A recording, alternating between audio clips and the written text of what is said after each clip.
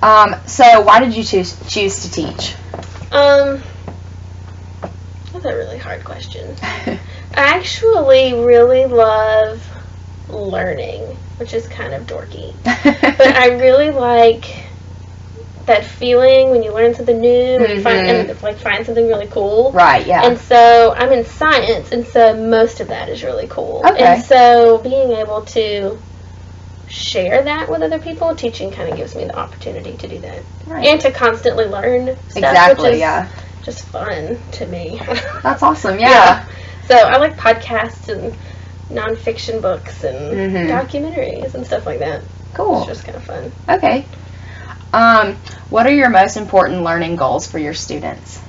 So I teach the science methods class, so how to teach science. Right. And so one of the most important goals is for them to understand the value of science in society and how we as elementary teachers lay the foundation for that. So, to be an elementary science teacher is really important because it's going to lay the foundation for middle school, which will lay the foundation for high school. Right. And if they're not familiar or comfortable with science by then, they're not going to major in a science field, and then we have, a society of people that aren't scientifically literate. So just that it's really important to start off with little children. Right.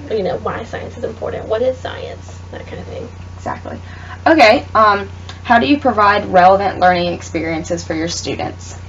Most of what we do in our class is really hands-on, so I'm trying to get pre-service teachers like you to learn science content while at the same time saying, all right, this is how you should teach it for your kids. Right. And so really getting them to experience what I think science should be like in an elementary classroom. And then we talk about what teaching strategies were used here and, what kind of assessment was this. And so getting them to really experience what that should be like, because I'm finding that a lot of people haven't really done a whole lot of science. And so there's no real understanding of what that should look like for like an 8-year-old. Right. And so we do a lot of experiential stuff.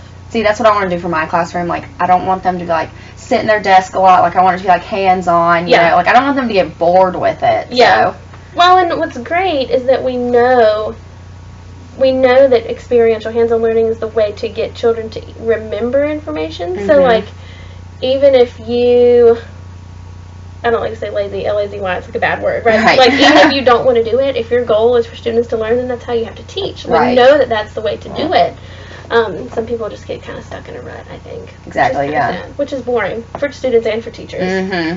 So I tell my students that all the time. Like, teaching is really hard. It's a hard, emotional job, and the business of it is difficult. All the paperwork and IEPs and all of this stuff. So you have to at least enjoy the teaching part of it. Yeah. Like, that's the fun part. Exactly. Okay. Do you use technology in the classroom today? And if you do, what do you use it for? Yeah, so the course that I teach is a blended course, so part of it's online through Sakai. So I do a lot of, I love videos, so like videos of teachers that are teaching in their classroom and what that looks like, or videos of some of my favorite scientists and kind of what they're doing. So I love that. We use the smartboard in class. Digital simulations, sometimes with science it's hard to see, so models and online simulations are a really great way to show that.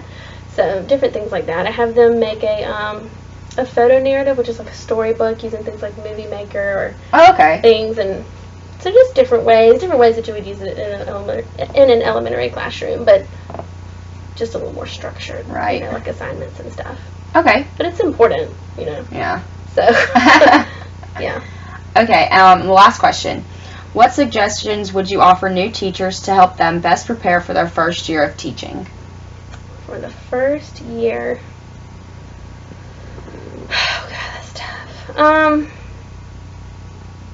Do what you know is right for kids. I think sometimes new teachers go in and they're really excited, and then they like team up with somebody that's been there for 15, 20 years, which is great. There's a lot of experience in that. But it's okay to try new things. It's okay to fail. Like, you're going to do a lesson, 20 times before it finally gets to the place where you want it to be. But you always need to be evaluating and trying new things and doing what you think is right. So, just not to be afraid to try stuff. Okay. Right? Like, if you think, hey, I think they're really going to like this, give it a shot. It might not work, but it might. Right. So, yeah, just don't be afraid to go out there and do, like, take what we've taught you here and don't be afraid to really try and apply it. Okay. Well, thank you, Dr. Allison, so much for this interview. Of course. It's good questions. Thank you.